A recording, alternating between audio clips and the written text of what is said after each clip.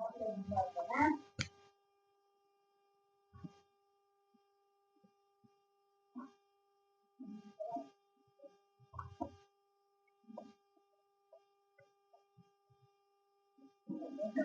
दोस्तों, स्वागत है आपका आपके अपने चैनल रोहन्स नॉलेज ग्रिड पर।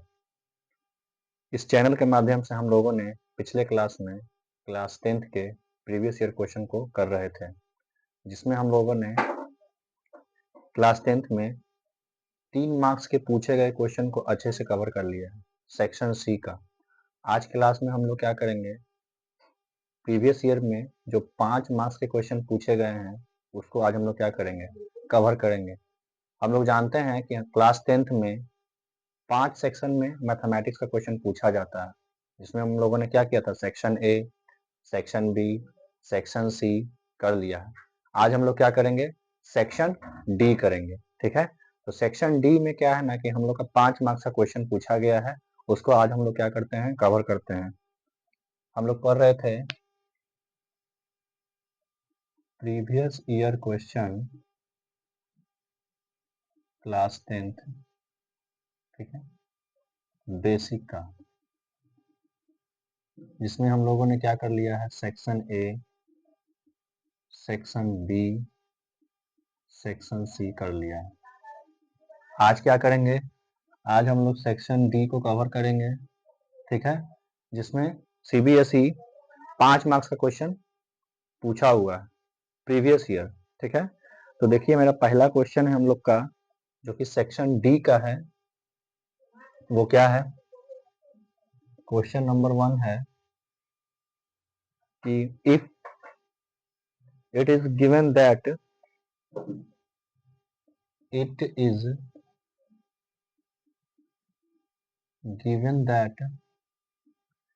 is given that p square x square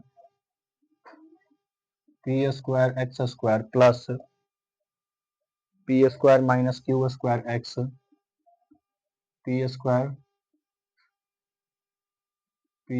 minus q square x plus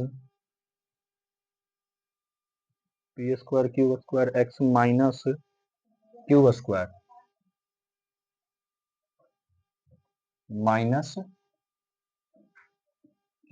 is equal to 0, जहां पे क्या है, p not equal to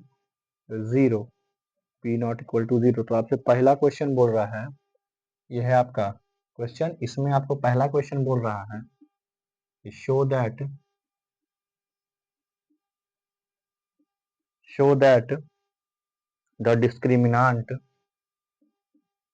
the डिस्क्रिमिनांट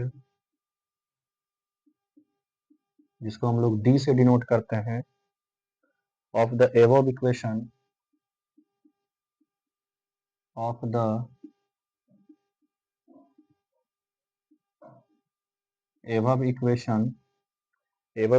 is a perfect square, ठीक है। इसमें पहला क्वेश्चन है आपका कि इस क्वाड्रेटिक इक्वेशन का जब हम डिस्क्रिमिनांट निकालेंगे तो डिस्क्रिमिनांट क्या होना चाहिए, एक परफेक्ट स्क्वायर होना चाहिए। ठीक है, तो हम लोग पढ़े हैं कि किसी भी क्वाड्रेटिक इक्वेशन का जो जनरल फॉर्मूला होता है, जो स्टैंडर्ड फॉर्म होता है, वो क्या होता है, A X square plus B X plus C equal to 0। ठीक है, जिसमें ए क्या होता है, एक्स स्क्वायर का कोफिशिएंट, बी क्या होता है, एक्स का कोफिशिएंट, और सी क्या होता है, कांस्टेंट टर्म। और इसका जब हम लोग डी निकालेंगे तो डी का फॉर्मूला भी हम लोग पढ़े हैं, क्या होता है, बी स्क्वायर माइनस 4ac। ठीक है, तब देखिए हम लोग जब इसका सॉल्यूशन करेंगे तो हम लोग को गिवन में क्या है, गिवन में है P square X square plus P square minus Q square X plus minus Q square equal to 0। ठीक है, तो हम क्या करते हैं, इस इक्वेशन को, जो दिया हुआ है क्वेश्चन में इक्वेशन, उसको हम अपने स्टैंडर्ड फॉर्म से कंपेयर करेंगे, और कंपेयर करने के बाद क्या करेंगे, हम लोग ए बी और सी का वैल्यू निकालेंगे। तब यहाँ पे देखिए एक्स स्क्वायर, यहाँ पे भी एक्स स्क्वायर, तो ए की जगह पे क्या है, पी स्क्वायर, तो मेरा ए का वैल्यू क्या है, ए का वैल्यू है पी स्क्वायर। उसी टाइप से देखिए कि यहाँ पे एक्स है, यहाँ पे एक्स है, तो बी के जगह पे क्या है, P square minus Q square, तो बी का वैल्यू क्या हो जाएगा, P square minus Q square. और सी के जगह पे क्या है, सी के जगह पे है माइनस क्यू स्क्वायर। ठीक है, तो कभी भी क्वाड्रेटिक इक्वेशन में आपको डिस्क्रिमिनांट निकालने के लिए दे दिया जाए, तो सबसे पहले क्या करना है, आपको उसको क्वाड्रेटिक इक्वेशन के स्टैंडर्ड फॉर्म से कंपेयर करना है, और हमको ए बी सी का क्या निकालना है, वैल्यू निकालना है। ठीक है, जब ए बी सी का वैल्यू निकाल लेंगे तो उसको आप क्या कर सकते हैं, आसानी से फिर डिस्क्रिमिनांट निकाल सकते हैं। ठीक है, तो पहले हम लोग क्या करते हैं, स्टैंडर्ड इक्वेशन से ए बी सी फाइंड करते हैं, देन क्या करते हैं, हम अपना डिस्क्रिमिनांट निकालते हैं। तो हमको इस क्वेश्चन में क्या बोला है, डिस्क्रिमिनांट ही तो निकालने के लिए बोला है। हम क्या करेंगे, इसका डिस्क्रिमिनांट निकालेंगे, और डिस्क्रिमिनांट निकालने के बाद हमको क्या चेक करना है कि वो परफेक्ट स्क्वायर आ रहा है कि नहीं। तो हम लोग जब सॉल्व करेंगे ना, तो ये अपने आप एक परफेक्ट स्क्वायर आ जाएगा, तो अपने आप ये क्या हो जाएगा, शो हो जाएगा, प्रूफ हो जाएगा। ठीक है, तो हम लोग क्या करते हैं, यहाँ पे लिखते हैं कि एज वी नो दैट, जैसा कि हम लोग जानते हैं कि d is equal to discriminant is equal to B square minus 4ac। ठीक है, तो सबका वैल्यू रख देते हैं। b का वैल्यू कितना है, P square minus Q square, और इस पे भी स्क्वायर है, b ही अपने आप में क्या है, P square minus Q square, फिर इसके ऊपर भी स्क्वायर है तो स्क्वायर दे दिए। ठीक है, यहाँ पे देखिए माइनस 4, ए के जगह पे कितना है, ए के जगह पे है पी स्क्वायर, बी के जगह पे, सॉरी सी के जगह पे कितना है, माइनस क्यू स्क्वायर। बस इसी को क्या कर देना है, सॉल्व कर देना है, और जब हम इसको सॉल्व करेंगे तो ये क्या आ जाएगा, एक देखिएगा अपने आप में एक परफेक्ट स्क्वायर आ जाएगा। बस इसमें इतना ही था कि इसका डी निकाल लीजिए। अब यहाँ पे देखिए, यहाँ पे इसको देखिए, P square minus Q square का होल स्क्वायर है, P square minus Q square का होल स्क्वायर है, तो हम लोग जानते हैं कि ए माइनस बी का whole square, A minus B का होल स्क्वायर क्या होता है, A square plus B square minus 2ab। हम लोग यही पढ़े हैं ना, ए माइनस बी का होल स्क्वायर। ये आपको क्लास 8 में पढ़ने के लिए मिला है, क्लास 9 में पढ़ने के लिए मिला है, और क्लास 10th में ये सब छोटे छोटे चीज का क्या है, यूज है। तो हम लोग का जो बेसिक क्लासेस होता है ना, वो समझिए एक तरह से क्या है, कंसेप्ट है क्लास 10th के लिए।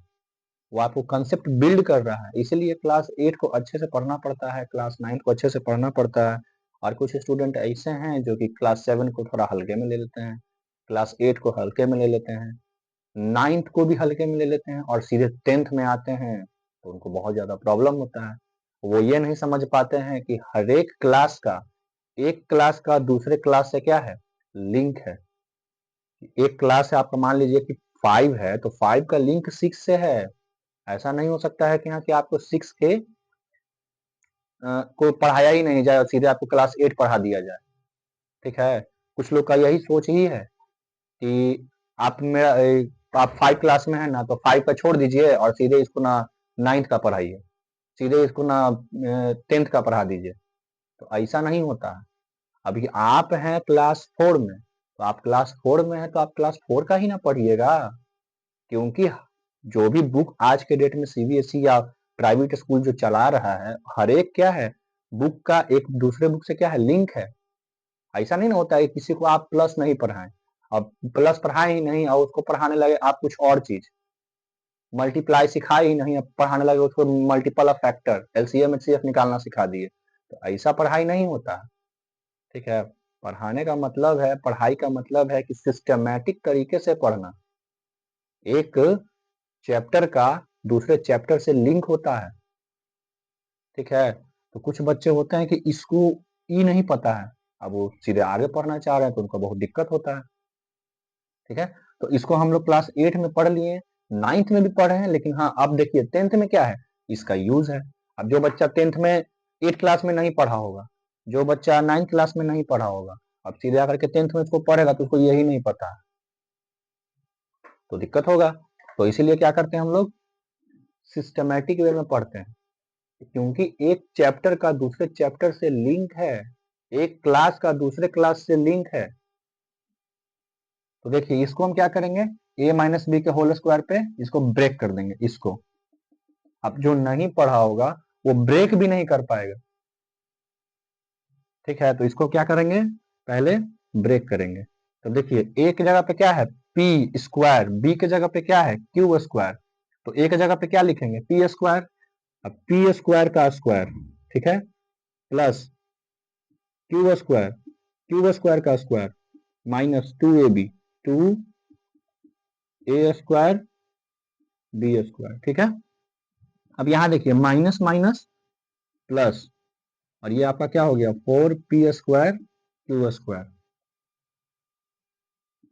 अब यहाँ पे देखिए p का पावर 4 प्लस क्यू का पावर 4, अब ये हो गया minus p square Q square plus 4p square Q square. देखिए p स्क्वायर था और इस स्क्वायर के भी ऊपर स्क्वायर है, तो इसलिए 2 गुना 2 4, वही चीज यहाँ हुआ।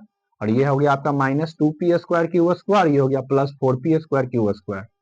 तब यहाँ पे देखिए आप चाहें तो इसको ब्रेक नहीं भी कर सकते थे, लेकिन कोई बात नहीं, यहाँ पे हम लोग ब्रेक कर लिए हैं, इसको आगे लिख लेंगे पी का पावर 4 क्यू का पावर 4। अब यहाँ देखिए P square Q square, P square Q square दोनों को क्या है लिटरल फैक्टर सेम है। हम लोग क्या पढ़ रहे हैं, देखिए कहाँ पे कंसेप्ट गया, ये कंसेप्ट गया है सीधे क्लास 7 में। क्लास 7 में हम लोग पढ़ रहे थे कि अलजेब्रिक एक्सप्रेशन का प्लस और अलजेब्रिक एक्सप्रेशन का माइनस कब करते हैं। अब जो बच्चा क्लास 7 में नहीं पढ़ा होगा उसको यहाँ पे समझ में आएगा, वहां पे तो एकदम पूरा पजल्ड हो जाएगा, कंफ्यूज हो जाएगा कि एक सर क्या बोल दिए लिटरल फैक्टर। तो इसीलिए हम समझा रहे हैं कि जो भी बच्चे अभी क्लास 7 में है, चाहे 8 में है, चाहे कोई भी क्लास में हो, आप अपने क्लास के मैथमेटिक्स हो या कोई भी चैप्टर को थोड़ा अच्छे से पढ़िएगा, क्योंकि एक दूसरे का क्या है लिंक है दूसरे चैप्टर से।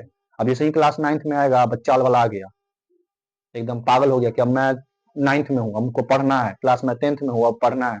और जब क्लास 7 में 6 में 5 में रहते हैं तो हम लोग अपने से छोटे छोटे बात को पकड़ते नहीं, तो इसलिए वहां पे दिक्कत होता है। तो यहाँ पे देखिए लिटरल फैक्टर सेम है तो हम प्लस माइनस कर सकते हैं, ठीक है। तो 4 में से 2 गया 2, लेकिन साइन किसका माइनस, सॉरी प्लस का, क्यों प्लस का, क्यों क्योंकि प्लस का साइन क्या है ज्यादा है, इसलिए यहाँ पे क्या हो जाएगा प्लस का साइन पड़ जाएगा।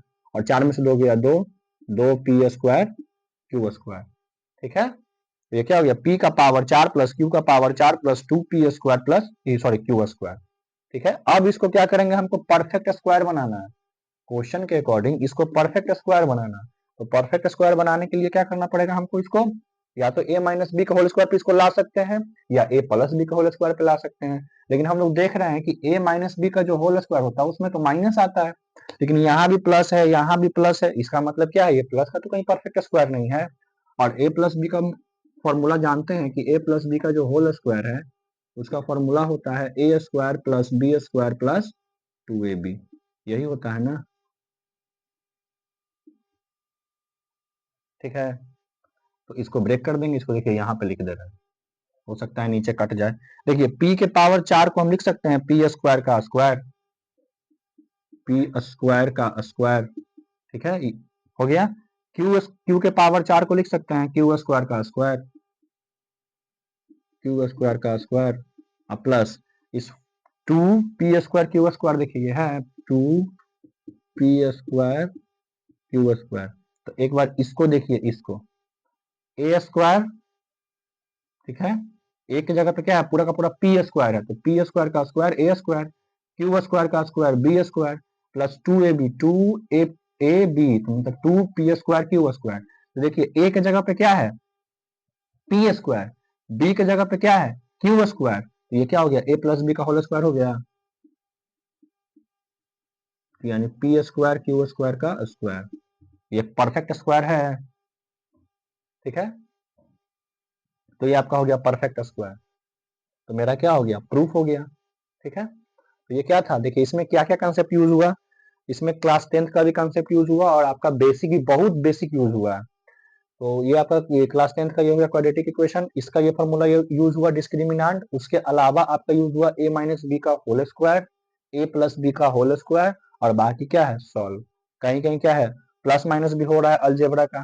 तो कैसे नहीं है, एक क्लास का दूसरे क्लास से क्या है लिंक होता है, एकदम मस्ट है कि आप क्या कीजिए, एक क्लास को दूसरे क्लास से लिंक है, इसलिए आप अपनी जो भी क्लास में आप उसको अच्छे से कवर कीजिए, कि छोटा से छोटा बात पकड़ के रखिए, क्योंकि आगे आकर के वही क्या होगा आपका कंसेप्ट में ये सब यूज होगा, और आप भूल जाएंगे तो आपको थोड़ा बहुत दिक्कत होगा। ठीक है, तो ये है आपका क्या पहला क्वेश्चन। इसमें एक और क्वेश्चन पूछा गया है, ठीक है, एक ये क्वेश्चन था 1 नंबर, और इसी के अंदर एक और क्वेश्चन है दूसरा। तो इसको वीडियो रोक करके नोट कर लीजिए, हम लोग क्या कर रहे हैं दूसरे क्वेश्चन की तरफ बढ़ रहे हैं, इसी का दूसरा सब पार्ट है। ठीक है, तो दूसरा क्वेश्चन देखिए।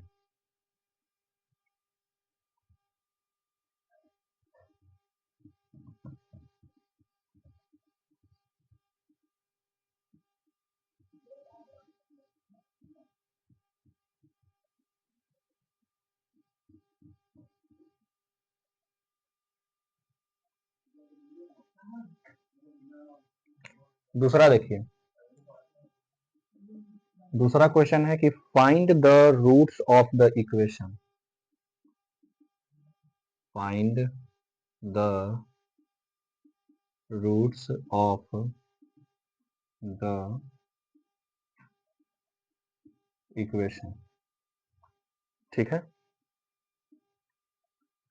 अब देखिए, हम लोग क्वाड्रेटिक इक्वेशन में पढ़े होंगे, क्लास 10th में आप लोग पढ़े होंगे, जिन किसी का भी क्या है फाइनल एग्जाम है इस बार जो बोर्ड का पेपर देने वाले हैं, वो क्वाड्रेटिक इक्वेशन में पढ़े होंगे कि क्वाड्रेटिक इक्वेशन का रूट निकालने का क्या फॉर्मूला होता है। ठीक है, हम तो क्या कर रहे हैं, हम लोग डायरेक्टली प्रीवियस ईयर कर रहे हैं, इसलिए हम उतना डिटेल में नहीं जा रहे हैं, हम लोग डायरेक्ट क्या कर रहे हैं क्वेश्चन को हिट कर रहे हैं। लेकिन जब हम लोग नए सेशन में आएंगे, मतलब 2026 में जब जो भी बच्चे क्लास 10th में जाएंगे, उसको जब हम क्लास 10th का मतलब मैथमेटिक्स पढ़ाएंगे, तो उसको हर एक पार्ट को अच्छे से क्लियर करते हुए चलेंगे।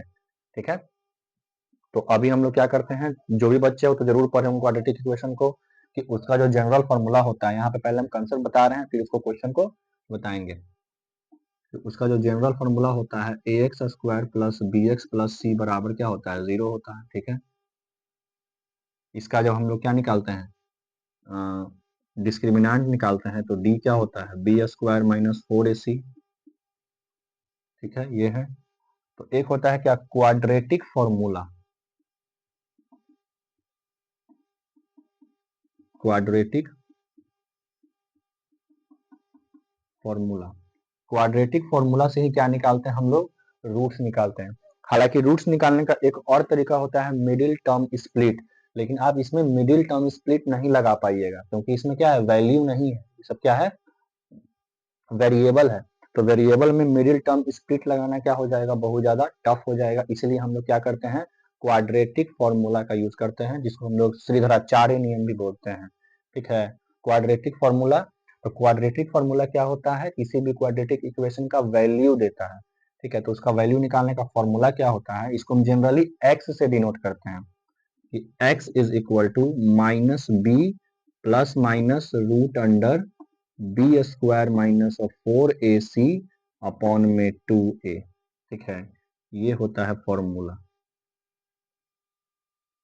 ठीक है, अब इसमें क्या है प्लस माइनस। अब आप बोलिएगा कि जब क्वाड्रेटिक इक्वेशन है तो इसका एक वैल्यू कुछ थोड़े निकलेगा, इसका दो वैल्यू निकलेगा। तब देखिए यहाँ पे प्लस है माइनस है, तो यहाँ पे क्या हो जाएगा दो वैल्यू मिलेगा, एक मिलेगा क्या अल्फा और एक मिलेगा बीटा। ठीक है, ये है अल्फा ये है बीटा। तो अल्फा क्या होता है पॉजिटिव वैल्यू देता है। ठीक है, और बीटा जो होता है वो माइनस वैल्यू देता है। ठीक है, तो प्लस वैल्यू अल्फा देगा माइनस वैल्यू बीटा देगा। इसके साथ जब प्लस है देखिए इसको लिख ही देते हैं, अल्फा जो है ना,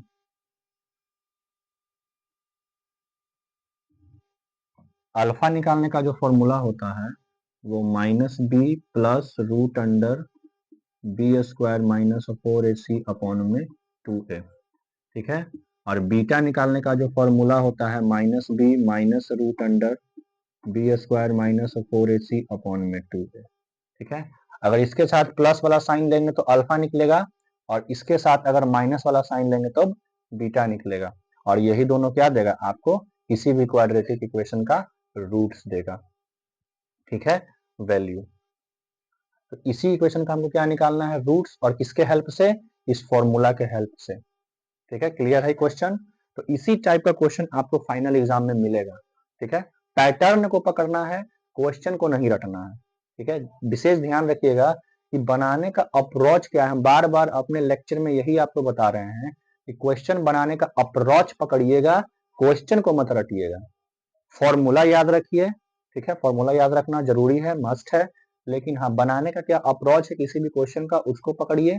क्वेश्चन को एज इट इज क्वेश्चन नहीं आता है, ठीक है। वो बहुत रेयरली है कि कभी एज इट इज क्वेश्चन दिख गया विथ नंबर, नंबर के साथ दिख जाए, लेकिन नंबर के साथ आपको कोई भी क्वेश्चन नहीं दिखेगा। पैटर्न सेम रहेगा बनाने का, ठीक है, बनाने का तरीका वही रहेगा कि अगर बाय द वे वेरिएबल दिया रहे क्वाड्रेटिक इक्वेशन में, आपसे बोले रूट निकालने के लिए, तो आप ना श्रीधराचार्य नियम को ही लगाइएगा, क्वाड्रेटिक फॉर्मूला को ही लगाइएगा, तभी आपका क्या निकलेगा, रूट्स निकलेगा। और अगर बाय द वे कभी क्या दे दे, नंबर दे दे, कांस्टेंट दे दे क्वाड्रेटिक इक्वेशन में, तब आप क्या कीजिएगा, मिडिल टर्म स्प्लिट लगाइएगा, जो क्लास 9th में हम लोग पढ़े हुए हैं, क्लास 9th में बहुत अच्छे से पढ़े हैं मिडिल टर्म स्प्लिट सॉल्व करने के लिए, ठीक है। तो ये हो गया आपका। तो देखिए क्वेश्चन पे आ रहा है, इसको नोट कर लीजिए वीडियो रोक करके, फिर हम लोग इस क्वेश्चन को सॉल्व कर रहे हैं।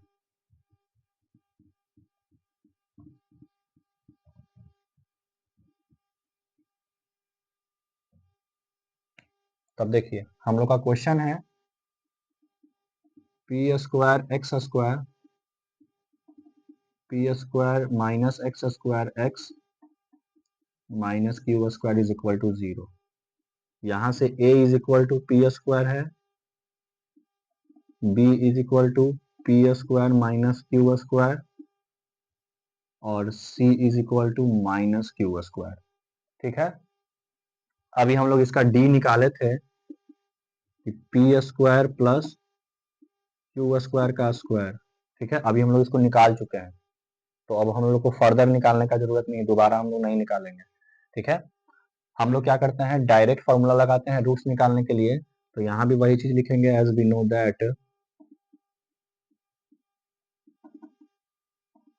as we know that x is equal to minus b plus minus root under b square minus 4ac upon में 2a, ठीक है। तो माइनस बी, बी क्या है, देखिए बी है आपका ये, तो माइनस बी है P square minus Q square, ठीक है, प्लस माइनस एक साथ लेंगे, बी स्क्वायर माइनस 4ac की जगह पे क्या रख देंगे, P square plus Q square का स्क्वायर, ठीक है, P square plus Q square का स्क्वायर, ठीक है, अपॉन में 2a, ए के जगह पे कितना है, एक जगह पे है पी स्क्वायर, ठीक है। अब यहां देखिए माइनस को p से गुना करेंगे तो क्या हो जाएगा, माइनस पी स्क्वायर, तो minus minus plus Q square, plus minus, देखिए पी स्क्वायर क्यू स्क्वायर का क्या है, स्क्वायर है, तो स्क्वायर से रूट कट गया, तो यहाँ पे भी क्या बचा, यहाँ पे बचा P square plus Q square, और नीचे में क्या है 2p स्क्वायर, ठीक है। अब एक बार प्लस का साइन लेंगे, इसको ब्रैकेट में ही रखते हैं, एक बार प्लस का साइन लेंगे तो क्या निकलेगा, अल्फा, यहाँ पे लिख रहे हैं, और हम अल्फा लेते हैं तो ये तो minus P square plus Q square रहेगा ही। जब यहाँ से हम प्लस लेंगे तो अल्फा निकलेगा, तो यहाँ से प्लस से लेंगे, तो आगे क्या था P square plus Q square, और नीचे क्या है 2p स्क्वायर, ठीक है। अब यहाँ से देखिए पी स्क्वायर से पी स्क्वायर कट गया, ऊपर क्या बचा, ऊपर बचा Q square plus Q square, तो 2q स्क्वायर है ऊपर, और नीचे है 2p स्क्वायर, तो 2 से 2 कट गया, बचा क्या, बचा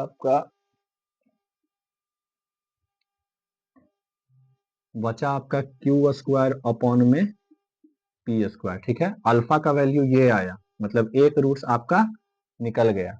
अब जब बीटा निकालने जाएंगे दूसरा रूट, तो beta is equal to minus P square plus Q square, तो ये रहेगा ही। अब प्लस वाला ले लिए, अब माइनस वाला लेंगे, तो माइनस वाला लेंगे तो ये माइनस क्या होगा, इसके साथ गुना होगा। और जब हम लोग अलजेब्रिक एक्सप्रेशन पढ़ रहे थे, तो वहां पे भी हम आपको बताए थे कि जब जब माइनस को लेना होगा तो हम क्या करेंगे, आगे वाले टर्म को, बाद वाले टर्म को क्या लेंगे, ब्रैकेट में लेंगे।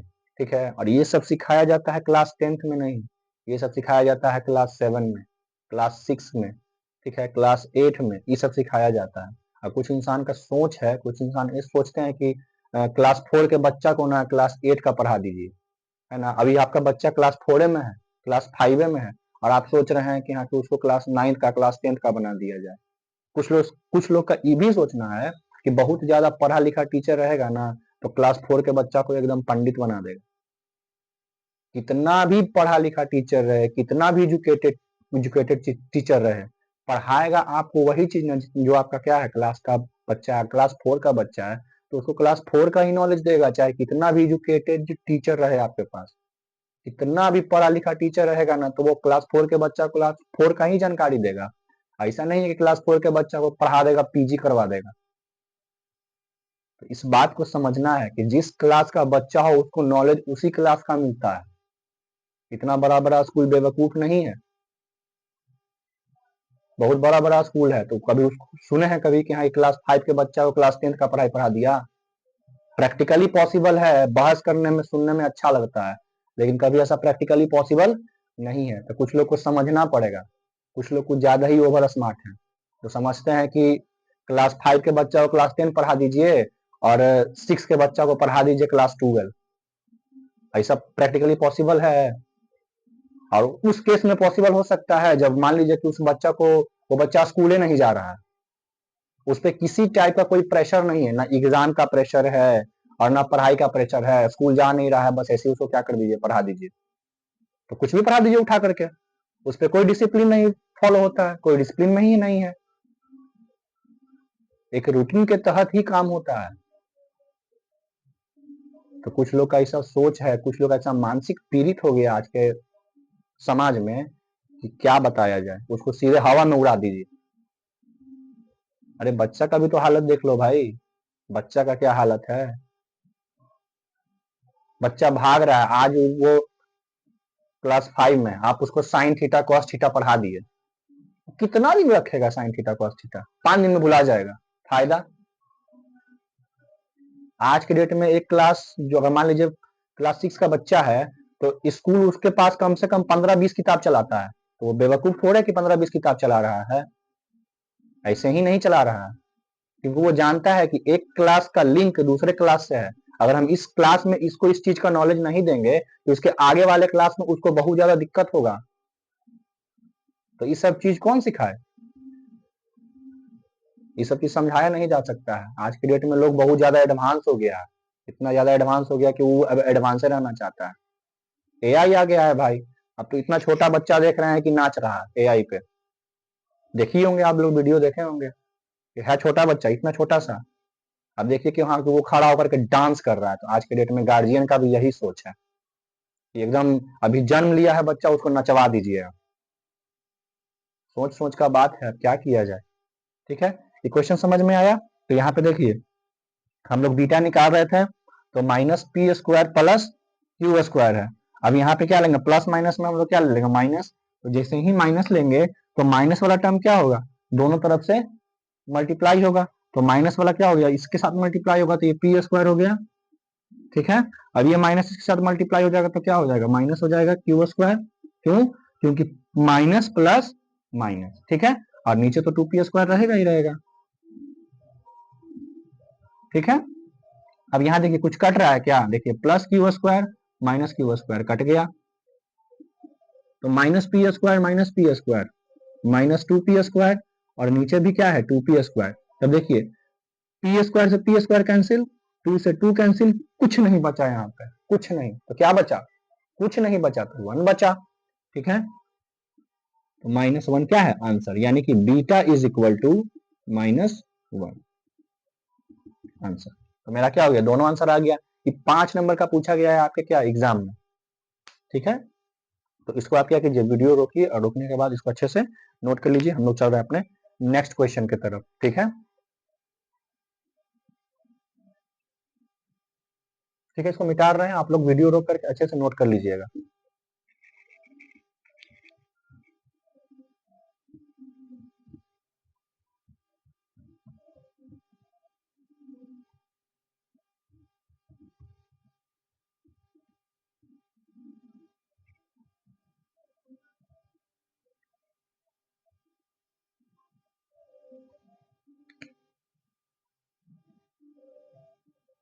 क्वेश्चन नंबर 2 है कि 3 consecutive positive integer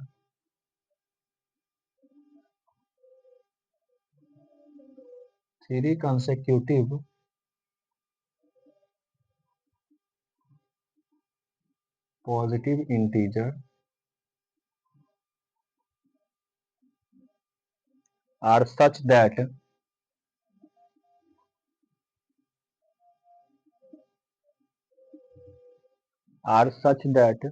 the sum of the square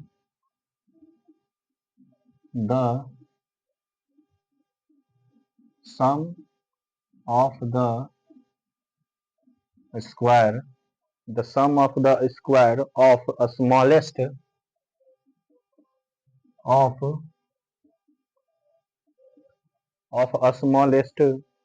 and product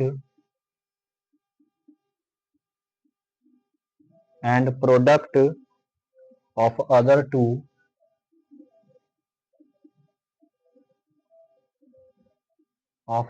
two is 67.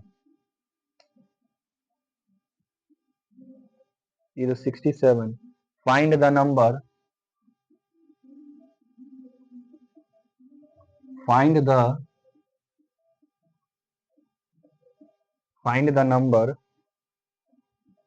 numbers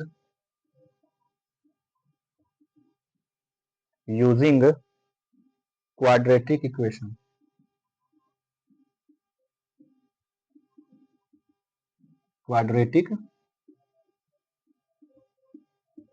देखिए ये है आपका नेक्स्ट क्वेश्चन, ठीक है, क्योंकि क्लास 10th में 5 मार्क्स में पूछा गया था। यहाँ पे क्वेश्चन है कि 3 कंसेक्यूटिव पॉजिटिव इंटीजर। अब यहीं से थोड़ा सा पकड़ लीजिए कंसेक्यूटिव पॉजिटिव इंटीजर का मतलब क्या है, ठीक है, कि बहुत स्टूडेंट को ये भी नहीं पता चल पाता है कि कंसेक्यूटिव पॉजिटिव इंटीजर है क्या। अब टीचर बता रहा है तो बच्चा भी पढ़ लिया, लेकिन एक्चुअल में बच्चा को समझ में नहीं आता है। बहुत ऐसा बच्चा है, आप मान लीजिए 100% में आपको 50% ऐसा बच्चा मिल जाएगा जिसको यही पकड़ में नहीं आएगा कि 3 कंसेक्यूटिव पॉजिटिव इंटीजर क्या है, और क्लास 10th का बच्चा है, ठीक है। ऐसा नहीं है कि वो 5, 6 या 1, 2 का बच्चा है, लेकिन उसको दिक्कत हो जाता है यही समझने में कि 3 कंसेक्यूटिव पॉजिटिव इंटीजर क्या है। तो देखिए कंसेक्यूटिव का मतलब होता है लगातार। जैसे मान लीजिए कि 2 है, 3 है, 4 है, 5 है, तो लगातार है, तो ये कंसेक्यूटिव हो गया। और पॉजिटिव का मतलब क्या हो गया कि पॉजिटिव नंबर, नेगेटिव नहीं, हमेशा क्या रहेगा +1, 2, 3, 4 इस टाइप से, -1, -2, -3 इस टाइप से नहीं रहेगा। तो इसका मतलब ये है कि कोई क्या है, कोई भी नंबर है जो कि क्या है पॉजिटिव इंटीजर है, ठीक है। इतना बात क्लियर है यहाँ तक। आगे बोल रहा है are such that the sum of the square. अब देखिए ये जो इंफॉर्मेशन आपको क्वेश्चन में दिया जाता है ना, यहाँ से आपका ना क्वेश्चन बनता है, ठीक है। यहाँ से आपको ना इक्वेशन बनाना पड़ेगा, यहाँ से आपको क्या करना पड़ेगा, इक्वेशन क्रिएट करना पड़ेगा, क्वाड्रेटिक इक्वेशन, और तब आपको क्या करेगा सॉल्व करने के लिए मिलेगा जो मतलब कि आपको क्वेश्चन पूछा है। तो यहाँ पे देखिए सबसे पहले तो 3 कंसेक्यूटिव पॉजिटिव इंटीजर है। अब कौन है तो हम मान लेंगे, देखिए यहाँ पे हम लोग मानेंगे कि let the first positive integer is x, ठीक है, या इज या बी एक्स, ठीक है।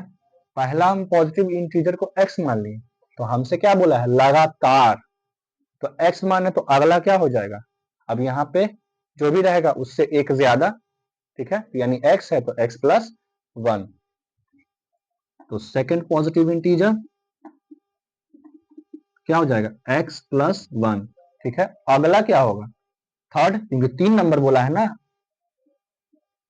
तीसरा क्या होगा, अब इसमें x+1 में एक जोड़ देंगे, ठीक है, इसमें एक जोड़ देंगे, ठीक है, क्योंकि अगर यहाँ पे 3 है तो यहाँ पे 3+1, और यहाँ पे क्या हो जाएगा 3+1+1, यानी कि यहाँ 3 है तो यहाँ 4 और यहाँ पे 5। ऐसे मान लीजिए कि अगर यहाँ पे 3 होता तभी 3+1 लेते हैं, कॉन्सेक्यूटिव है, और इसके बाद क्या लेते हैं 3+1+1, यानी कि इसको 4 लेते हैं, इसको 5 लेते हैं, तो इसको हम डायरेक्ट लिख सकते थे ना 3+2, इसीलिए इसको क्या लिखेंगे डायरेक्ट x+2, ठीक है। तो ये हो गया आपका क्या, तीनों पॉजिटिव नंबर हम मान लिए। यहां से इतना हम काम कर लिए।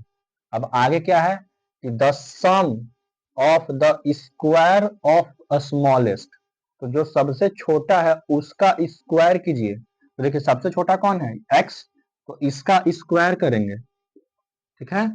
और उसके बाद क्या बोल रहा हुआ, and product of other two, तो दोनों जो बचा हुआ है, दूसरा जो दोनों जो है उसका प्रोडक्ट, ठीक है, x plus one into x plus two, इसका प्रोडक्ट मतलब कि पहला वाला का स्क्वायर और बचा हुआ दोनों के प्रोडक्ट का सम दिया हुआ है 67। यही क्वेश्चन यहाँ पे बोल रहा है, ठीक है। यहाँ पे देखिए the sum of the square of smallest, अब फर्स्ट नहीं बोला हुआ क्वेश्चन, फिर यहाँ पे चेंज कर दिया, बोला यहाँ पे क्या कि जो सबसे छोटा है उसका क्या कीजिए, आप स्क्वायर कर दीजिए, ठीक है। तो स्क्वायर कर दिए, और बाकी जो बचा हुआ दोनों है ना उसको आप मल्टीप्लाई कर दीजिए, और जब दोनों को जोड़िएगा ना तो आपको 67 मिलेगा, ठीक है। इतना में यही बात बोला हुआ है। फिर आगे बोल रहा है कि फाइंड द नंबर्स, यानी कि इस नंबर्स को बताइए किसका यूज करके, क्वाड्रेटिक इक्वेशन का यूज करके, ठीक है। क्वाड्रेटिक इक्वेशन का यूज करके क्या करना है हमको बनाना है। तो इसको हम क्या करेंगे, सॉल्व करेंगे। अब यहाँ पे आइए देखिए, ये क्या है, मल्टीप्लीकेशन ऑफ बाइनोमियल्स, जो हम लोग पिछले क्लास में पढ़ रहे थे। तो क्या यहाँ पे क्लास 8 यूज नहीं हो रहा है, तो इनवैलिड बात है कि नहीं। ये क्या है, बहुत ही विडंबना वाला बात बोल सकते हैं आप, कि कुछ लोग का सोच ऐसा है आपके समाज में अभी के टाइम में लोगों का, कि आप उसको ना सीधे आगे का पढ़ा दीजिए, सीधे उसको हवा में उड़ा दीजिए। संभव है? अभी मान लीजिए कोई बच्चा को क्लास 8 पढ़ाए बिना क्लास 10 पढ़ाने लगे, और यहाँ पे उसको बोले कि करो मल्टीप्लाई, वो कर देगा? उसका तो हालत खराब हो जाएगा। और अगर बाय जो कर भी नहीं पाएगा, और टीचर यहाँ पे डायरेक्ट बना देगा ये मान करके कि बच्चा तो ये जानता ही होगा, क्या फायदा, उसको तो समझ में ही नहीं आएगा यहाँ पे। तो बहुत दिक्कत वाला बात है, इसीलिए ये सब बात दिमाग में रखना छोड़ दीजिए। जैसे चल रहा है ना लिंक वाइज, वैसे ही चलेगा। क्लास 1 है तो क्लास 1 का पढ़ाई होगा, 2 है तो 2, 3 है तो 3, 4, 5, 6, 7, 8, 9, 10, ऐसे ही चलता है, सबको ऐसे ही चल रहा है। किसी एक के लिए कोई अलग से नियम नहीं बना है। आज की डेट में बहुत बड़ा बड़ा स्कूल है, काहे नहीं कोई ऐसा कोई स्कूल नियम तो नहीं निकाला है कहीं पे। कभी कोई स्कूल के बोर्ड पे लिखा हुआ देखे हैं कि आइए हम आपको क्लास 5 पढ़ाए बिना हम क्लास 10th में डाल करके आपको पास करवा देंगे? नहीं, क्लास 5 पढ़ाई होगा, उसके बाद 6 होगा, 7 होगा, 8 होगा, 9 होगा, तभी 10 होगा, और उसके बाद जो पढ़ाई होता है वैसे होता है, चाहे सरकारी स्कूल हो चाहे प्राइवेट स्कूल हो। क्योंकि स्कूल ये जानता है कि एक क्लास का दूसरे क्लास से लिंक होता है। बच्चे को एबीसीडी पहले सिखाया जाता है, पहले ही एप्पल का स्पेलिंग नहीं सिखा देगा कोई टीचर। पहले ए बोलना सीखेगा तब तो वो एप्पल बोलेगा। अब कुछ लोग पागल हो गया है, सीधे बोलता है कि एप्पल पढ़ा दीजिए, कहां से पढ़ा देगा। तो देखिए यहाँ पे आपका क्या x प्लस 1, ये आपका x प्लस 2, ठीक है। तो ये क्या है, मल्टीप्लीकेशन ऑफ बाइनोमियल है।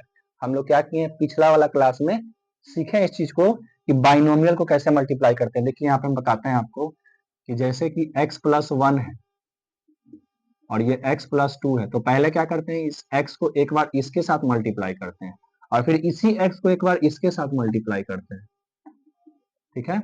और फिर क्या करते हैं, इस 1 को इसके साथ मल्टीप्लाई करते हैं, और फिर इसी 1 को एक बार इसके साथ मल्टीप्लाई करते हैं साइन के साथ।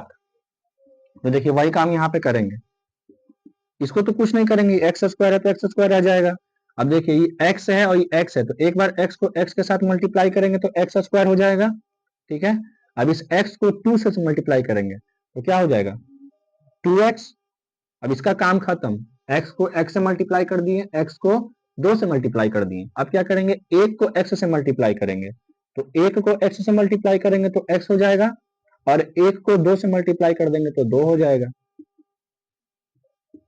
ठीक है। ये मेरा क्या हो गया, यहां तक हम सॉल्व कर लेंगे। अब देखिए क्या करेंगे इसको, अब यहाँ देखिए x square same literal factor है तो प्लस हो जाएगा, तो एक्स स्क्वायर क्या हो गया 2x²। ठीक है, अब ये देखिए यहाँ पे 2x है, यहाँ पे x है, तो ये क्या हो गया 2 + 1 3x, और ये आपका हो गया +2। 67 को इक्वल की इस साइड ले आएंगे, क्यों? क्योंकि हम लोग क्वाड्रेटिक इक्वेशन के स्टैंडर्ड फॉर्म को जानते हैं। इसका जो स्टैंडर्ड फॉर्म होता है ax² + bx + c = 0, क्योंकि एक साइड में 0 होना चाहिए, तभी तो हम क्वाड्रेटिक इक्वेशन के एप्लीकेशन को यूज कर पाएंगे। तो हम क्या करते हैं, इसको इधर ले आते हैं, तो 67 = 0। अब यहाँ पे देखिए 2x² + 3x, अब इसमें से इसको बता देंगे तो कितना बचेगा -65 = 0। अब हम लोग इसको क्या करते हैं, अब देखिए यहाँ पे क्या मिल गया क्वाड्रेटिक इक्वेशन के फॉर्म में। अब इसको हम मिडिल टर्म स्प्लिट पे सॉल्व करेंगे। तो मिडिल टर्म स्प्लिट में हम लोग पढ़े हैं क्लास 9th में,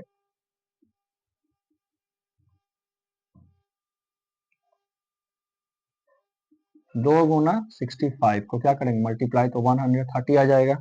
देखिए कांस्टेंट टर्म को x² के कोफिशिएंट से मल्टीप्लाई करते हैं और देन उसके बाद क्या करते हैं, उसको ब्रेक कर देते हैं 2 टर्म में, और इस टाइप से ब्रेक करते हैं कि प्लस माइनस करने पर बीच वाला आ जाए, मिडिल टर्म आ जाए, और मल्टीप्लाई करने पे क्या आ जाए, यही वाला आ जाए। तो अगर हम इस 130 को ब्रेक कर दे किसमें, 13 में और 10 में, ठीक है, तो देखिए 13 में से 10 गया, यानी कि 13 - 10 3, ठीक है, इसको प्लस में लेंगे, इसको माइनस में लेंगे, तभी तो प्लस माइनस माइनस, 13 में से 10 किया 3, और जब 13 को 10 से मल्टीप्लाई कर देंगे तो क्या हो जाएगा 30। तो ये हो गया आपका क्या ब्रेक, तो इसको हम ब्रेक कर देते हैं। 2x² प्लस, इसको ऐसा लिख दीजिए,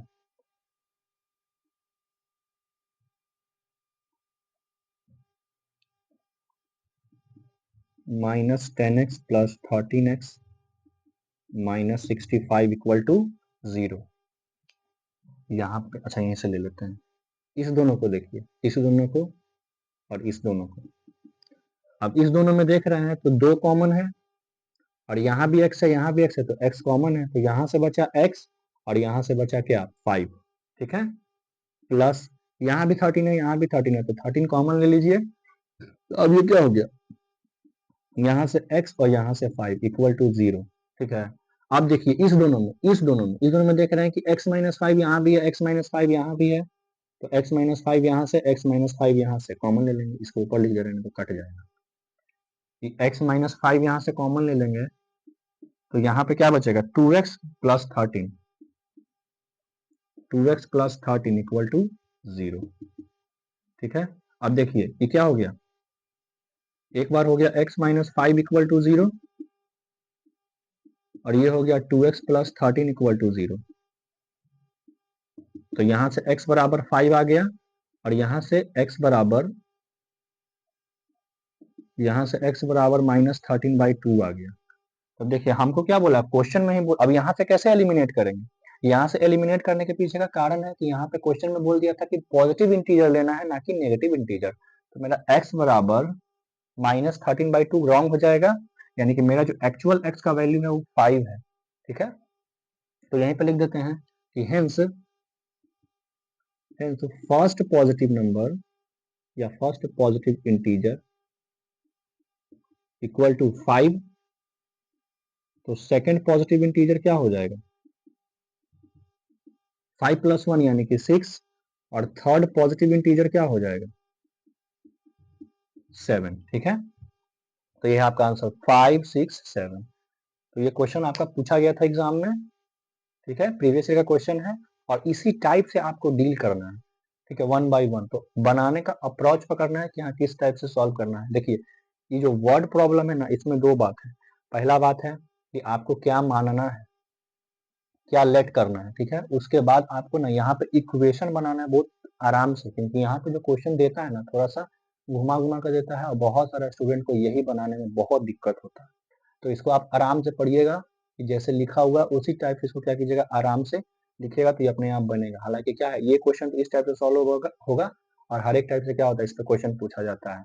जैसे एज बेस्ड भी पूछा जाता है, ज्योमेट्रिकल शेप बेस्ड भी पूछा जाता है, बोट बेस्ड भी पूछा जाता है, बोट और स्ट्रीम से रिलेटेड क्वेश्चन भी पूछा जाता है, और ट्रेन पे भी रिलेटेड क्वेश्चन पूछा जाता है। तो हर एक टाइप से क्वेश्चन इस पे बनता है।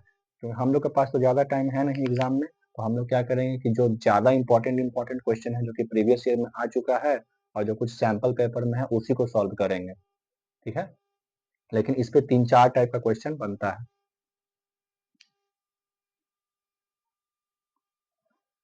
इसको नोट कर लीजिए, हम लोग अपने नेक्स्ट क्वेश्चन की तरफ बढ़ रहे हैं,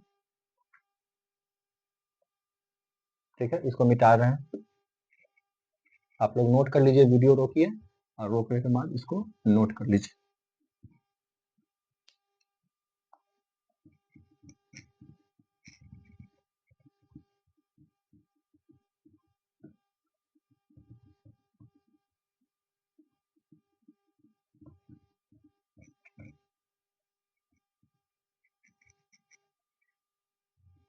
देखिए नेक्स्ट क्वेश्चन जो है ना वो आपका थेल्स थ्योरम प्रूफ करना है। तो हम क्वेश्चन पूरा नहीं लिख रहे हैं, हम सीधा क्या कर रहे हैं यहाँ पे थेल्स थ्योरम प्रूफ कर दे रहे हैं, जिसको हम लोग पढ़ते हैं क्या कि बीपीटी थ्योरम है।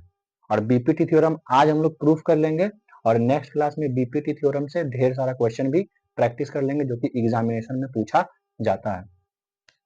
देखिए अभी हम लोग को क्वेश्चन नंबर 3 में करना है प्रूव बीपीटी थ्योरम। उसका पूरा स्टेटमेंट लिखा हुआ है, लेकिन हम पूरा स्टेटमेंट नहीं लिख रहे हैं, सीधे सिर्फ क्या कर दे रहे हैं यहाँ पे prove that BPT theorem question कर दे रहे हैं और हम लोग क्या कर ले रहे हैं प्रूफ कर ले रहे हैं।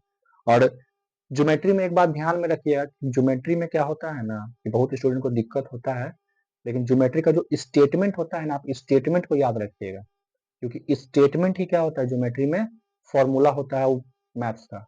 तो स्टेटमेंट को ही ध्यान में रखना है कि स्टेटमेंट ही आपका फॉर्मूला है। यहाँ पे क्वेश्चन नंबर 3 में क्या है कि प्रूफ दैट बीपीटी थ्योरम, जिसको हम लोग बोलते हैं थेल्स थ्योरम,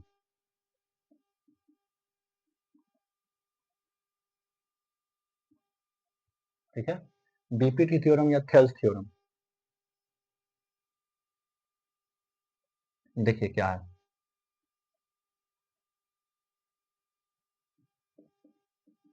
देखिए इसको दो तरीका से प्रूफ किया जाता है, एक आपको एरिया वाइज मतलब किसी भी ट्रायंगल का एरिया निकाल के, और दूसरा सिमिलैरिटी से। तो सिमिलैरिटी से क्या होता है ना, आपका बीपीटी थ्योरम प्रूफ करना थोड़ा सा आसान हो जाता है, तो हम लोग सिमिलैरिटी से ही प्रूफ करते हैं, एरिया वाइज नहीं।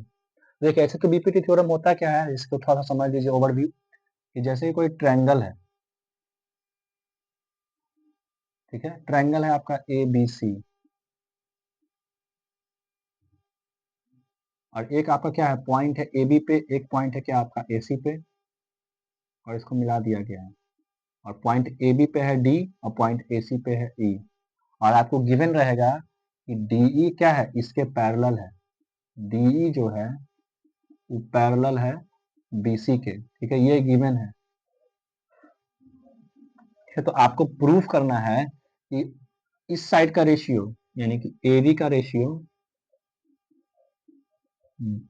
एडी अपॉन में डीबी बराबर एई अपॉन में ईसी। अब ध्यान से सुन लीजिए, रेशियो रेशियो है, रेशियो एग्जैक्ट वैल्यू नहीं है। बहुत बच्चा ये भी सोच लेता है कि ये वैल्यू है एग्जैक्ट, एडी का वैल्यू अगर 5 हो जाएगा ना तो ये 5 नहीं, ये रेशियो है। थेल्स थ्योरम ये बोलता है कि अगर मान लीजिए कि दो साइड क्या है पैरेलल है, तो उसका साइड का जो रेशियो है वो इक्वल होता है, और रेशियो कभी भी एग्जैक्ट वैल्यू नहीं होता है, ठीक है। रेशियो एग्जैक्ट वैल्यू नहीं है, ये क्या है सिर्फ रेशियो है। इसको हम लोग क्या करते हैं सिंप्लीफाई करके इसको रेशियो में कन्वर्ट कर देते हैं, ठीक है, क्योंकि इसके साथ क्या होता है कॉमन नंबर रहेगा जो कि एक दूसरे को क्या कर देगा कैंसिल कर देगा। तो रेशियो एक्चुअल नंबर नहीं है, इसका आप लोग ध्यान रखिएगा, ठीक है। तो यहाँ पे देखिए जैसे कि आपका ट्रायंगल है ए बी सी, और ये है आपका डी ई, जो कि उसको इस पॉइंट पे क्या कर रहा है कट कर रहा है। तो देखिए इसमें क्या लिखेंगे, गिवन में क्या है, सबसे पहले ना गिवन में देखिए हम लोग करेंगे क्या प्रूफ। तो ट्रायंगल देखिए इसमें दो ट्रायंगल है, एक ट्रायंगल छोटा वाला देखिए और एक ट्रायंगल बड़ा वाला देखिए। एक छोटा वाला ट्रायंगल दिख रहा है ए डी ई, ये छोटा वाला ट्रायंगल, और एक बड़ा वाला ट्रायंगल देखिए ए बी सी, ए बी सी। एक ट्रायंगल है ए डी ई एंड एक ट्रायंगल है क्या आपका ए बी सी। एक ट्रायंगल है ए डी ई और एक ट्रायंगल है ए बी सी। इस दोनों ट्रायंगल में देखिए क्या है, इसमें क्या है, गिवन है डीई पैरेलल बीसी। ये क्या है, गिवन है, ठीक है, गिवन है। तो आप लोग क्लास 9th में पढ़े होंगे कि अगर मान लीजिए दो लाइन क्या हो, पैरेलल हो, तो उसका कॉरेस्पॉन्डिंग एंगल क्या होता है, इक्वल होता है, ठीक है। अगर ये थीटा है तो ये भी थीटा होगा। क्लास 9th में आप लोग पढ़े होंगे जब आपको दो पैरेलल लाइन को किसी भी एक ट्रांसवर्सल लाइन कट करता है दो अलग अलग पॉइंट पे, तो जो तुम्हारा कॉरेस्पॉन्डिंग एंगल होता है वो क्या होता है, दोनों का इक्वल होता है। तो यहाँ पे क्या हो जाएगा, देखिए ये और ये क्या है, पैरेलल है, डी पैरेलल है बीसी के, तो आपका ये वाला एंगल इक्वल हो जाएगा। अगर ये थीटा है तो ये भी थीटा हो जाएगा, ठीक है। और ये एंगल इक्वल हो जाएगा, अगर ये एक्स है तो ये भी एक्स हो जाएगा, ठीक है। यानी कि कहने का मतलब है कि triangle angle A D E, angle A D E मतलब ट्रायंगल ए डी ई का एंगल है ए डी ई इक्वल है किसके, एंगल ए बी सी के। बड़ा वाला ट्रायंगल, छोटा वाला ट्रायंगल का ए डी ई बड़ा वाला ट्रायंगल के ए बी सी के बराबर है। उसी टाइप से छोटा वाला ट्रायंगल का ए ई डी, ए ई डी बराबर है किसके, बड़ा वाले ट्रायंगल का ए सी डी के, सॉरी ए सी बी के। कैसे, corresponding angle,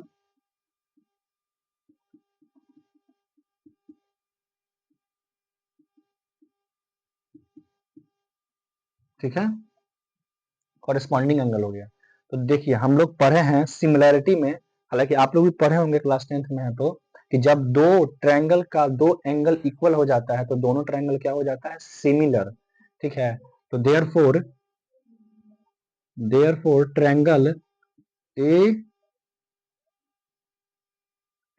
A D C similar triangle A B C, क्यों, बाई एंगल प्रॉपर्टी से, ठीक है। क्योंकि हम लोग जानते हैं कि किसी भी दो ट्रायंगल में अगर दो एंगल इक्वल हो गया तो तीसरा अपने आप इक्वल हो जाएगा। कभी आप मेजर करके देखिएगा कि अगर दो ट्रायंगल में उसका दो एंगल इक्वल हो गया तो तीसरा का वैल्यू अपने आप क्या हो जाएगा, इक्वल हो जाएगा। इसलिए क्या हो जाता है, दो एंगल इक्वल, तो दोनों ट्रायंगल ए प्रॉपर्टी से क्या हो जाता है, सिमिलर। और जब दो ट्रायंगल सिमिलर हो जाता है तो उसके साइड का रेशियो क्या, रेशियो जो होता है वो इक्वल होता है, ठीक है। तो मतलब ट्रायंगल छोटा वाला ए डी ई का रेशियो साइड का बड़ा वाला ट्रायंगल ए बी सी के साइड के रेशियो का क्या हो जाएगा, इक्वल, ठीक है। क्यों हो जाएगा, क्योंकि दोनों ट्रायंगल क्या है, सिमिलर है। तो यहां से ले लीजिए, यहां से अगर हम लेंगे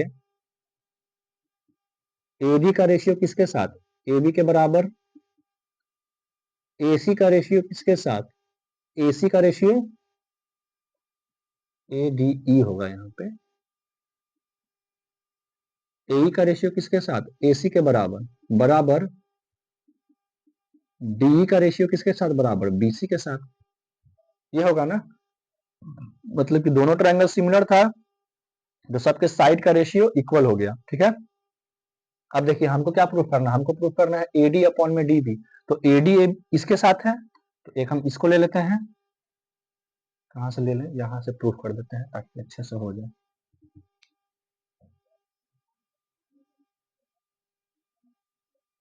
यहां से ले लीजिए एडी अपॉन में ए बी, और इसको इसीलिए ले रहे हैं क्योंकि यहाँ देख रहे हैं कि यहाँ पे एडी है, इसलिए हम एडी वाला उठा लिए। उसके बाद देख रहे हैं एई है तो हम एई वाला उठा लेंगे, और इसका अभी हम लोग को कोई यूज नहीं है। हालांकि जब हम लोग को कुछ क्वेश्चन ऐसा भी मिलता है ना जिसमें आपको इसका यूज हो जाएगा, तो इसलिए हम इस तीनों को लिख दिए हैं। अब यहाँ पे देखिए ए अपॉन में ए सी, ठीक है। अब यहाँ पे देखिए, इसको हम क्या कर दें, रिवर्स कर देते हैं, रिवर्स रेसिप्रोकल फ्रैक्शन, जो कि क्लास 7 में पढ़ना है, ठीक है। 6 में भी मिलता है टाइप्स ऑफ फ्रैक्शन, जो यहाँ भी देखने को मिलेगा। इसको हम क्या कर रहे हैं, रेसिप्रोकल कर रहे हैं। तो ये ए बी अपॉन में ए डी हो गया, और ये आपका ए सी अपॉन में ए ई हो गया। देखिए इस ए बी को, यहाँ जब ए बी है तो इस पिक्चर में देखिए, इस पूरा ए बी को हम लिख सकते हैं A D plus D B, लिख सकते हैं A D plus D B, और अपॉन में ए डी है तो ए डी रहने दीजिए, ठीक है। अब इस ए सी को भी वैसे ही लिखेंगे, क्या, ए ई प्लस ई सी, ए सी को भी लिख देंगे ए ई प्लस ई सी अपॉन में ए ई, ठीक है। अब देखिए इस AD को एक बार AD से डिवाइड करते हैं, इस AD को एक बार DB से डिवाइड करते हैं, उसी टाइप से इस AE को AE से डिवाइड करेंगे, EC को EC से डिवाइड करेंगे। और ये पता है क्या है, ये है आपका एडिशन ऑफ फ्रैक्शन का रिवर्स प्रोसेस। अब जो बच्चा पढ़ा होगा क्लास जूनियर क्लासेस में रिवर्स मतलब एडिशन ऑफ फ्रैक्शन का रिवर्स प्रोसेस, उसको ये अच्छे से समझ में आ जाएगा, और जो हवा में उड़ गया होगा उसको समझ में नहीं आएगा, ठीक है। तो यहाँ पे देखिए इसको रिवर्स प्रोसेस में डाल रहे हैं, AD अपॉन में AD, और ये हो गया आपका DB अपॉन में AD, ये हो गया आपका AE अपॉन में AE, प्लस ये हो गया EC अपॉन में AE, ठीक है। तो यहाँ कुछ देखिए देखने को मिल रहा है कि AD से AD कट गया और AE से AE कट गया, कितना बार में, एक बार में। तो यहाँ पे आपका हो गया क्या, DB अपॉन में AD, और यहाँ पे हो गया 1 प्लस EC अपॉन में AE। तो यहाँ पे देखिए इधर 1 है इधर 1 है, तो 1 से 1 भी गया, ठीक है। यानी कि फाइनली बचा क्या, फाइनली इधर बचा है क्या, DB अपॉन में AD बराबर EC अपॉन में AE, ठीक है। अब देखिए हमको ये नहीं प्रूफ करना है, हमको क्या करना है, AD अपॉन में DB, तो इसको भी रिवर्स कर देंगे, फर्दर रिवर्स कर देंगे। जब दोबारा रिवर्स करेंगे तो हम इसको लिख सकते हैं क्या, AD अपॉन में DB बराबर AE अपॉन में EC, और यही है आपका क्या, बीपीटी थ्योरम प्रूव्ड, ठीक है, प्रूव्ड हो गया।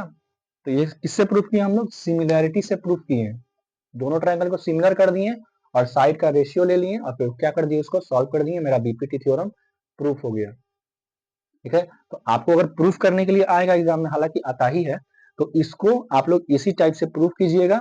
और इस पे जो जितना भी क्वेश्चन बनेगा, हम लोग अभी इस पे बहुत सारा क्वेश्चन करने वाले हैं, अपने आने वाले लेक्चर में भी करेंगे। थेल्स थ्योरम या आपका जो नाम है इसका बीपीटी थ्योरम, इस पे हम लोग बहुत सारा क्वेश्चन भी करेंगे, ठीक है। तो इसको आप अच्छे से नोट कर लीजिए, वीडियो रोकिए, रोकने के बाद इसको नोट कर लीजिए, और अगर कहीं कुछ डाउट होता है तो आप लोग कमेंट में कीजिए कि हाँ सर यहाँ पे समझ में नहीं आया, तो इसको क्या करेंगे और अच्छे से एक्सप्लेन करेंगे जहाँ पे प्रॉब्लम होगा, ठीक है। तो वीडियो रोकिए और रोकने के बाद क्या कीजिए, इसको नोट कीजिए, हम लोग अपने नेक्स्ट क्वेश्चन की तरफ चलते हैं।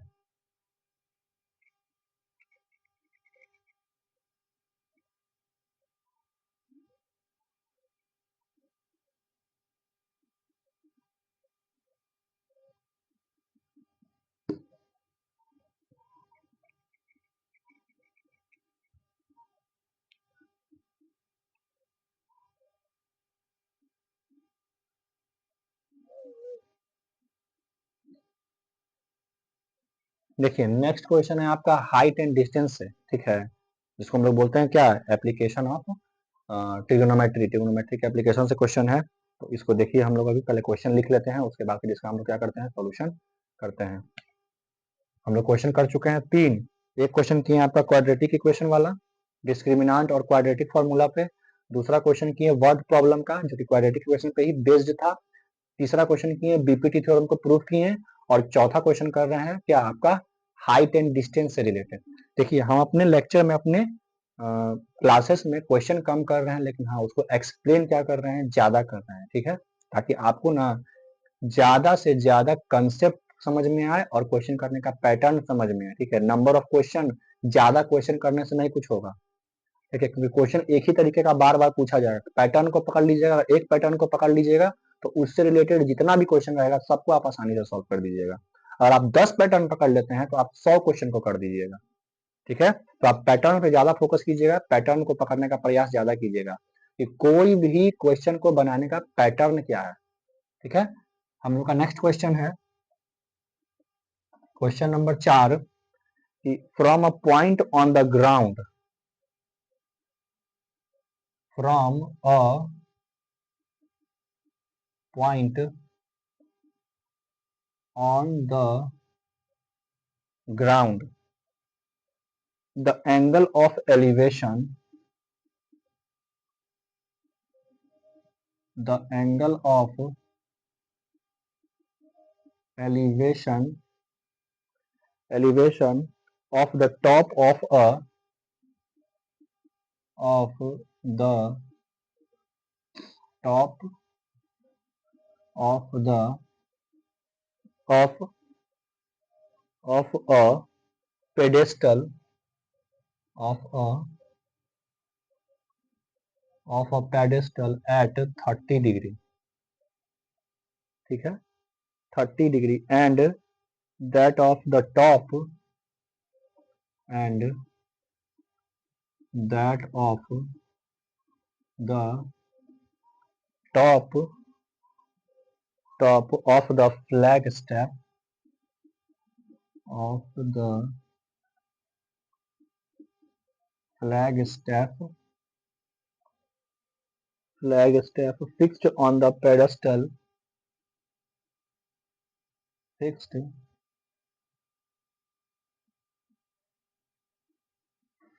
on the pedestal fixed on the pedestal is 60 degree, is 60 degree if the length of the flag step if the length of the sorry flag step का लेंथ है, if the length of the flag step if the length of the flag step is 5 meter is 5 meter, then find the height of the then find the height of the pedestal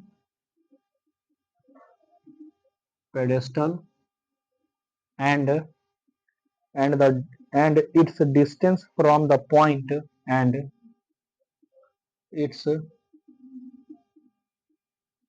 distance from the point of observation on the ground, from the point observation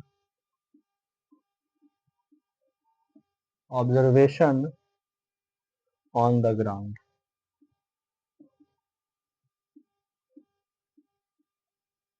ठीक है, यह है आपका question. थोड़ा बड़ा question हो गया क्योंकि हाइट एंड डिस्टेंस का क्वेश्चन थोड़ा सा लंबा लैंग्वेज में लिखा हुआ आता ही है। तो देखिए क्वेश्चन क्या है हाइट एंड डिस्टेंस का, कि कह रहा है कि from a point on the ground, मतलब ग्राउंड के किसी पॉइंट से, पहले क्वेश्चन समझ लेते हैं हम लोग, फिर क्या करेंगे इसके सॉल्यूशन की तरफ चलेंगे। क्या बोल रहा है, from a point on the ground, मतलब ग्राउंड है उसके पॉइंट से, किसी एक पॉइंट से, the angle of elevation of the top of the pedestal, कोई पेडेस्टल लगा हुआ है ग्राउंड पे, जब वहां से देखते हैं, देखिए हम उसको पिक्चर पहले बना लेते हैं। जैसे कि आपका क्या है, ये ग्राउंड है, ठीक है, ये ग्राउंड है। तो ग्राउंड के किसी पॉइंट से, मान लेते हैं ये पॉइंट है, तो इस पॉइंट से angle of elevation of the top of the pedestal, मतलब कोई पेडेस्टल लगा हुआ है तो एंगल देखेंगे इधर से, तो पेडेस्टल इधर लगा हुआ होगा कहीं पे, ठीक है। तो इसके टॉप का जो क्या है एंगल ऑफ एलिवेशन है ना, वो 30 डिग्री है, ठीक है। यहां से जब देख रहे हैं इस पेडेस्टल के टॉप पे तो आपको 30 डिग्री का एंगल मिल रहा है, ठीक है। अब आगे देखिए, and that of the top of the flag step fixed on the pedestal is 60 degree. और इसी पेडेस्टल के ऊपर क्या लगा हुआ है, फ्लैग लगा हुआ है, झंडा लगा हुआ है, ठीक है। तो इसी टॉप के ऊपर क्या लगा हुआ है, झंडा लगा हुआ है। और इसी पॉइंट से जब हम इस फ्लैग स्टेप के टॉप को देख रहे हैं ना, तो एंगल ऑफ एलिवेशन जो है, एंगल ऑफ एलिवेशन जो है वो 60 डिग्री का बन जा रहा है, ठीक है। जब इस पॉइंट से इस पेडेस्टल के टॉप को देख रहे हैं तो 30 डिग्री का एलिवेशन एंगल बन रहा है। और जब इस पेडेस्टल के टॉप पे जो आपका फ्लैग लगा हुआ है, जब उसके टॉप को देख रहे हैं तो इस पॉइंट से एलिवेशन एंगल 60 डिग्री का बन रहा है। बस क्वेश्चन यहां तक वही बोला है, यहां तक। अब आगे देखिए क्या बोल रहा है, आगे बोल रहा है कि if the length of the flag step is 5 metre. Flag step का लेंथ क्या है, यहां से यहां तक, तो यहां से यहां तक का जो लेंथ है वो 5 मीटर है, ठीक है। तो आपसे बोला then find the height of the pedestal, यानी कि यहां से यहां तक कितना हाइट है ये बताना है। उसके बाद बोल रहा है it's distance from the point observation on the ground, मतलब कि इसके पॉइंट से इस यहां तक का डिस्टेंस बताना है, यानी कि आपको ये बताना है यहां से लेकर के यहां तक, मान लेते हैं इसको y, ठीक है। तो इसको हम मान लेते हैं कोई triangle P Q R S, ठीक है। तो जो भी डेटा दिया गया था क्या था, हम लोग क्या कर लिए, फिगर में मेंशन कर लिए। अब क्वेश्चन का उतना काम नहीं है। देखिए हाइट एंड डिस्टेंस में जनरली क्या है ना कि आपको पिक्चर का ही प्रॉब्लम है, क्योंकि इतना लंबा क्वेश्चन होता है, उसको क्या करना, पिक्चर में कन्वर्ट करना, ये थोड़ा सा बहुत बड़ा टास्क बन जाता है। तो इसको आपको क्या करना है, बहुत ज्यादा हाइट एंड डिस्टेंस को तो क्या करना पड़ेगा, आपको बहुत ज्यादा प्रैक्टिस करना पड़ेगा, तभी आप क्या कीजिएगा, इसका पिक्चर बना पाइएगा। क्योंकि इसमें क्या होता है, बहुत ज्यादा क्या होता है, छोटा छोटा बात को पकड़ना पड़ता है, तब जाकर के क्या होता है, आपका पिक्चर बनता है। तब देखिए यहाँ पे हम क्या कर लिए, इस क्वेश्चन से इस पिक्चर को बना लिए। ये आपका पूछा हुआ क्वेश्चन है प्रीवियस ईयर में, ठीक है ना। इसका पिक्चर बना लिए हम। अब आप क्या करेंगे, इसका सॉल्यूशन करेंगे, जो जो हमको निकालने के लिए बोला है वो हम निकालेंगे। यहाँ पे हम सॉल्यूशन लिखते हैं, ठीक है। अब लिखते हैं क्या, इन ट्रायंगल, इन ट्रायंगल देखिए इसमें दो ट्रायंगल बन गया है। तो हम लोग को ना पूरा वैल्यू निकालने के लिए ना हमको बारी बारी से दोनों ट्रायंगल में जाना पड़ेगा। एक छोटा ट्रायंगल बना है और एक बड़ा ट्रायंगल बना है। तो पहले आप छोटा वाला ट्रायंगल में जाइए, चाहे आप पहले बड़ा वाला ट्रायंगल में जाइए, उससे कुछ दिक्कत नहीं होगा। आप किसी भी एक ट्रायंगल को उठा सकते हैं, लेकिन आपको जाना दोनों ट्रायंगल में पड़ेगा। अब देखिए यहाँ पे ईवी ट्रायंगल बन रहा है, ईवी ट्रायंगल बन रहा है, लेकिन इस ट्रायंगल में नहीं जाना है। जिस ट्रायंगल में एंगल आपको दिया हुआ है ना, उसी ट्रायंगल को आपको लेना है। जैसे कि 30 डिग्री वाला एंगल है आर क्यू एस, तो इस ट्रायंगल को हम लोग क्या करेंगे, ले लेंगे, सॉल्व करेंगे। और फिर क्या करेंगे, 60 डिग्री का एंगल बड़ा वाला ट्रायंगल में बना हुआ है, तो इसको ले लेंगे। इस वाले ट्रायंगल में नहीं लेंगे, क्योंकि हम क्या पड़ेगा, ये इससे कोई मतलब नहीं है, क्योंकि इसका क्या है, एंगल ही पूरा नहीं है, ठीक है। तो हम लोग क्या करेंगे, ट्रायंगल ले लेते हैं, किसका, ट्रायंगल बड़ा वाला ले लेते हैं, पी क्यू आर, ठीक है। In triangle P Q R, P Q R में देख रहे हैं क्या, 60 डिग्री का एंगल है। और देखिए हमको क्या चाहिए, ये चाहिए और ये चाहिए। तो 60 डिग्री है, तो जनरली हाइट एंड डिस्टेंस में देखिए आप कुछ भी ले सकते हैं, tan थीटा ले सकते हैं, कॉट ले सकते हैं, साइन ले सकते हैं, कॉस भी ले सकते हैं, कोई भी रेशियो ले लेते हैं। लेकिन ज्यादातर मैक्सिमम केसेस में आप tan को ही कंसीडर कीजिएगा, क्योंकि tan से क्या होता है, आपको परपेंडिकुलर और बेस में रिलेशन मिलेगा। और ज्यादातर क्वेश्चन आपको या तो परपेंडिकुलर पूछेगा या आपका बेस पूछेगा। तो आप क्या कीजिएगा, या तो आप tan लीजिए या तो उसका उल्टा कॉट लीजिए, फर्क ज्यादा नहीं पड़ेगा। लेकिन ज्यादातर आपको देखने को मिलेगा कि आप tan थीटा ही कंसीडर कीजिएगा, आपका क्वेश्चन क्या होगा, आसानी से सॉल्व हो जाएगा, ज्यादा आपको कैलकुलेशन करना नहीं पड़ेगा। तो हम लोग क्या करते हैं, tan लेते हैं कि in triangle P Q R tan, और एंगल की जगह पे कितना है, 60 डिग्री, तो tan 60, तो tan 60 ले लिए। अब tan का फॉर्मूला क्या होता है, P बाई बी। तो 60 के लिए, इस एंगल के लिए P क्या है, P से लेकर के Q तक, पी क्यू अपॉन में क्यू आर, ठीक है। अब tan 60 का वैल्यू हम लोग जानते हैं क्या होता है, √3, tan 60 का वैल्यू √3। अब पी क्यू देखिए, पी क्यू क्या है, P S plus x S Q, यानी कि 5 प्लस एक्स, इस पी क्यू को लिख सकते हैं 5 प्लस एक्स, ठीक है, अपॉन क्यू आर को हम लोग वाई माने हैं तो वाई लिख देते हैं, ठीक है। अब इसको अगर मल्टीप्लाई कीजिए तो ये हो गया क्या, √3y, और ये आपका हो गया 5 प्लस एक्स। अभी इसको यहीं रहने दीजिए, अभी कुछ माने उनेंगे नहीं। अब हम लोग चलते हैं दूसरे वाले क्वेश्चन, क्योंकि यहाँ से पता नहीं चल रहा है कि y निकाले कि x निकाले, तो इसको थोड़ा देर के लिए भी रोक देते हैं। हम लोग चलते हैं अपने दूसरे वाले ट्रायंगल में। तो यहाँ पे लिखेंगे and in triangle S Q R, S Q R में tan 30 degree is equal to S Q upon में क्यू आर। देखिए क्यू आर कॉमन आ गया, तो क्यू आर क्या है, वाई, तो हम लोग वाई ही निकाल लेंगे। तो यहाँ से देखिए अगर हम लोग वाई निकालते हैं तो क्या हो जाएगा, 5 प्लस एक्स अपॉन में √3। इसको मान लेते हैं इक्वेशन 1, ठीक है। अब यहाँ पे देखिए 30 का वैल्यू होता है √3, एस क्यू को एक्स माने हैं और क्यू आर वाई है, ठीक है। ये है आपका 1 अपॉन √3 एक्स। अब y का वैल्यू यहाँ रखते हैं, y के जगह पे, इसके जगह पे हम क्या रख देते हैं, 5 प्लस एक्स अपॉन में √3 रख देते हैं, 5 प्लस एक्स अपॉन में √3, ठीक है। अब देखिए ये यहाँ चला आएगा और ये तो अपने जगह पे रहेगा,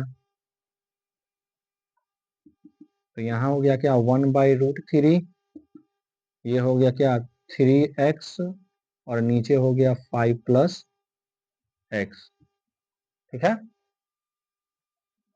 ओ सॉरी, यहाँ पे √3 है ना, यहाँ पे √3 है। अब इसको क्रॉस मल्टीप्लाई कर दीजिए, तो क्रॉस मल्टीप्लाई करेंगे तो √3 को √3 से मल्टीप्लाई कर देंगे, √3 को √3x से मल्टीप्लाई कर देंगे, और 5 प्लस एक्स को 1 से मल्टीप्लाई करेंगे तो वही रह जाएगा। इसको थोड़ा यहाँ लिख दे रहे हैं, ठीक है ना, कहीं कट ना जाए। तो √3 को √3 से मल्टीप्लाई करेंगे तो 3x, और ये आपका क्या हो गया 5 प्लस एक्स।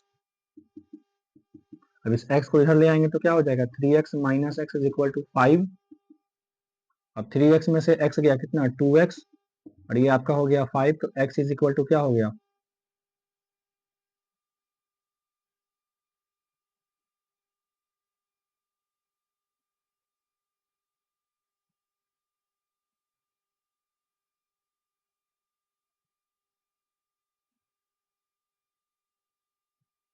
ये एग्जैक्ट नहीं कटा, छोटा कैसे आ गया, कहीं कोई गलती हुआ क्या। देखिए तो tan 60 क्या है, √3 is equal to 5 plus X by Y, और ये आपका होगा क्या √3 5 प्लस एक्स बाई वाई, और ये आपका हो गया 5 प्लस एक्स। यहाँ से हम y निकालें तो क्या हो गया ये 5 प्लस एक्स बाई √3, ठीक है। tan 30 का वैल्यू 1/√3 एक्स क्यूब, तो x अपॉन में y, ठीक है। अब इसको क्रॉस मल्टीप्लाई कर देंगे, तो 1 अपॉन में √3 is equal to X upon में y का वैल्यू 5 प्लस एक्स अपॉन में √3, यहाँ पे आकर मल्टीप्लाई हो गया, तो ये हो गया √3, तो 3x, सही तो है। तो यहाँ पे क्या हो गया 2x, 3 minus x 2x upon में 5, तो x बराबर क्या आ गया 5/2, तो ये हो गया आपका क्या 2.5 metre, x is equal to, लगता है गड़बड़ आ रहा है, ये 5 हो गया और ये आपका 2.5 कैसे हो जाएगा। क्वेश्चन सही था ना।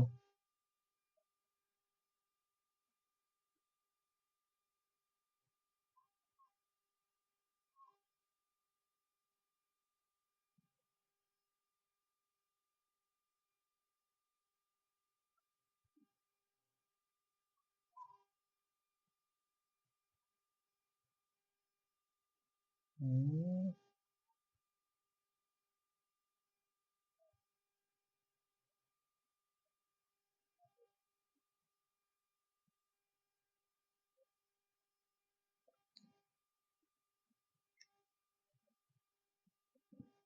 1 मिनट रुकिएगा तो।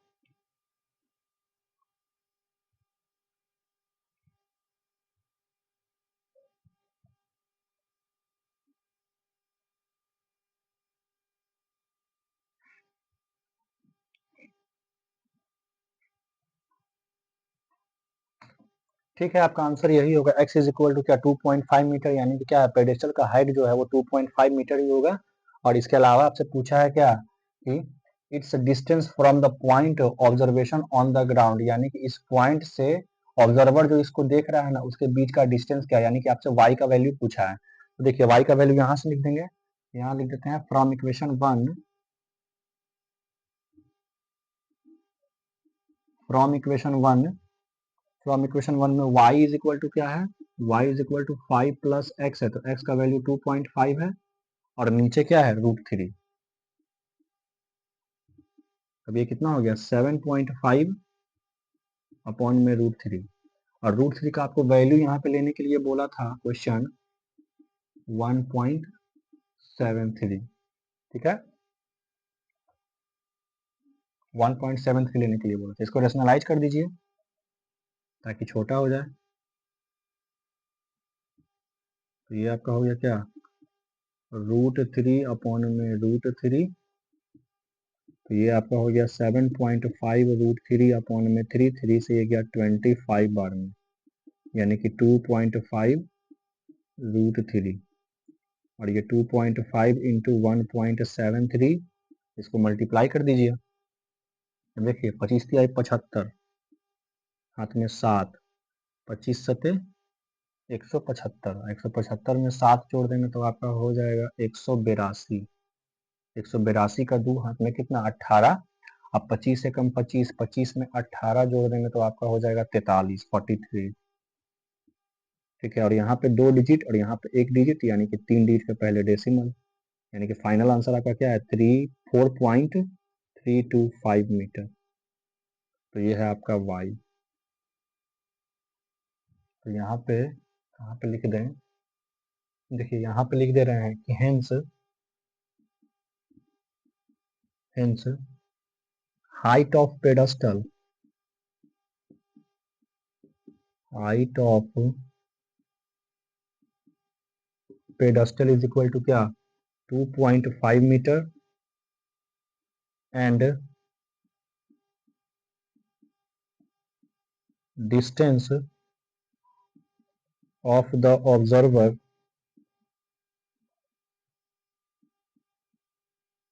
या ऑब्जर्वेशन फ्रॉम द ग्राउंड,